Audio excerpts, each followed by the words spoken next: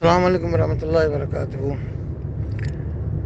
انسان جب اپنی تراث سے دور ہو جائے نا، پھر اس کے متعلق ایسے ایسے شبہات میں الجھنوں میں پڑ جاتا ہے جو مضحکہ خیز ہوتی ہیں۔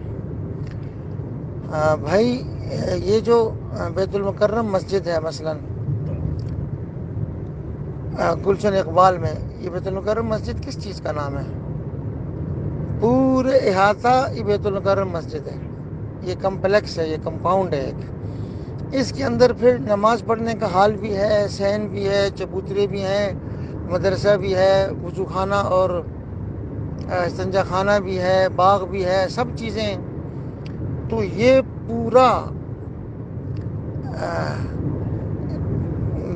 احاطہ جس کو چار دیواری نے گھیرا ہوا، یہ سارا کا سارا بیت المقدس ہے۔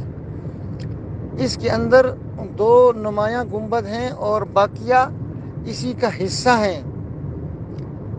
ایک میں بالکل قبلے کی طرف والی دیوار کے ساتھ ہے، وہی جس کو آپ گرے رنگ کا بتا رہے ہیں، یہاں نماز ہوتی ہے۔ اور جو اس کے صحن میں ذرا سا اونچا ہے، اس کے نیچے مقدس چٹان ہے۔ پھر اس کے آس پاس بیسیوں سبیلے ہیں، چبوترے ہیں، قبے ہیں اور مدرسے ہیں، حتیٰ کہ کچھ قبریں بھی ہیں، بیسیوں چیزیں ہیں۔ یہ سب کا سب اس بیت المقدس نامی مقدس عبادت گاہ کا حصہ ہیں۔ اس میں کوئی چیز نمایاں ہے، کچھ غیر نمایاں ہے، لیکن جو وضو خانہ بھی ہوگا، پانی کی سبیل بھی ہوگی، اس کا ایک نلکا، ایک اینٹ، یہ بھی اس کا حصہ ہے۔ نہ اس کو ہم یہ کہہ کر حیثیت گرائیں کہ یہ مسجد نہیں ہے۔ کس طرح مسجد نہیں ہے؟ مسجد کسے کہتے ہیں؟ مسجد اور اس کے متعلقات دونوں کو مسجد کہا جاتا ہے۔ اب آپ کس معنی میں کہہ رہے ہیں؟ یہودی اس کو کس معنی میں لیں گے؟ وہ کہیں گے ٹھیک ہے، پھر آگے والی لے لو جو آپ کی مسجد ہے، اور پیچھے والا یہ جو صحن میں چبوتر گنبد کے نیچے، قبۃ الصخرہ کے نیچے، زرد گنبد کے نیچے یہ صخرہ مقدسہ، یہ چھوڑ دو۔ تو ایک ان سے نہیں دستبردار ہو سکتے ہم، تو ایسی بات نہ کریں جس سے دشمن کو فائدہ ہو اور اس کے اندر تحقیق کا کوئی شمع بھی نہ ہو، ایسی بات نہ کریں۔ سب کا سب مسجد ہے، اس کی ایک اینٹ، ایک انچ، ایک ذرے سے دستبردار نہیں ہو سکتا وہ آدمی جس میں ایمان اور عقل دونوں چیزیں ہوں۔ اور اس کی حفاظت فرض ہے ہر مسلمان پر، اور یہودیوں کا یہاں پر کوئی حق نہیں ہے۔ ان کو اللہ نے یہاں سے دھتکار کے نکالا ہے، ہمارے پیدائش سے بھی 2000 سال پہلے وہ مطرود اور ملعون ہوئے یہاں سے، اور مغصوب ہو کر، مردود ہو کر نکال دیے گئے۔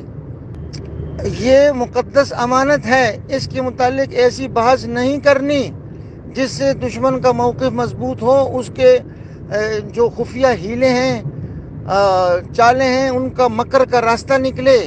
ہرگز ایسی بات نہیں کرنی ہے ایسے بے جا تحقیق کے نام پر۔ مسجد اقصیٰ اس پوری کو بھی بولا جاتا ہے، اور مسجد اقصیٰ اس کا وہ خاص حصہ جس میں نماز پڑھی جاتی ہے، اس کو بطری کا اولا بولا جائے گا۔ جیسے بیت المکرم پوری چار دیواری ہے، اور جو مسجد کا حال ہے وہ بھی ہے۔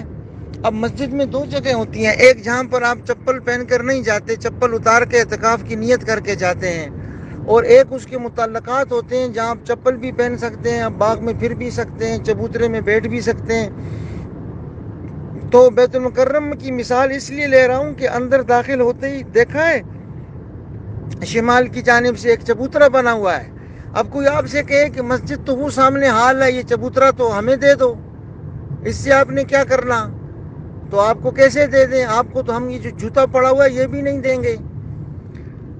تو یہ ہے اس کی حقیقت بھائی، کہ ایک معنی میں کوئی کہے کہ مسجد وہ ہے، وہ ٹھیک ہے، لیکن زو معنی میں نہ کہے، وہ تو یہودیوں کا موقف مضبوط ہو جائے گا کہ ٹھیک ہے وہ آپ لے لو، اور پھر یہ، اور ہمیشہ وہ یوں ہی کرتے ہیں کہ تھوڑی سی جگہ لیتے ہیں اور اس کے بعد پھر بقیہ پر بھی قبضہ کرتے ہیں۔ یہ جو دیوار گریہ ہے مسجد، اسی بیت المقدس کی ایک دیوار، اس کے باہر کی جگہ کو انہوں نے 4 فٹ کی گلی تھی 1965-66 تک، کہا کہ ہمیں کھڑے ہو کر رونا دھونا کہتے تھے، مسلمان کا لے لو، ایسے بھی سخی ہوتے ہیں۔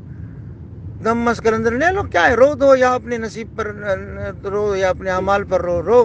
انہوں نے وہاں پر جو قبضہ کر کے سارے گھر گرائے، مسجد بھی وہاں تھی گرا دی، خانقاہ بھی گرا دی، پورا میدان بنا دیا۔ تو یہ درفشانیاں کرنے والوں سے پوچھا جائے، کل اگر وہ اندر بھی اگر اس پر قبضہ کرنے اور اس کے بعد پھر اس مسجد پر بھی کریں، کیسے روکو گے انہیں؟ تو تحقیق بھی یہی ہے کہ پوری 4 دیواری مسجد ہوتی ہے، مسجد الحرام، مسجد نبوی، پوری 4 دیواری مسجد ہے، اور مشرک نجسے نہیں آ سکتے اس میں، یہود نجسے نہیں آ سکتے اس میں، اور اس کے اندر پھر خاص حصہ وہ بطریق اولا مسجد ہوتا ہے، دونوں ہوتے ہیں، اور ہر ایک کی حفاظت مسلمانوں کا فرض ہے۔ والسلام علیکم ورحمۃ اللہ۔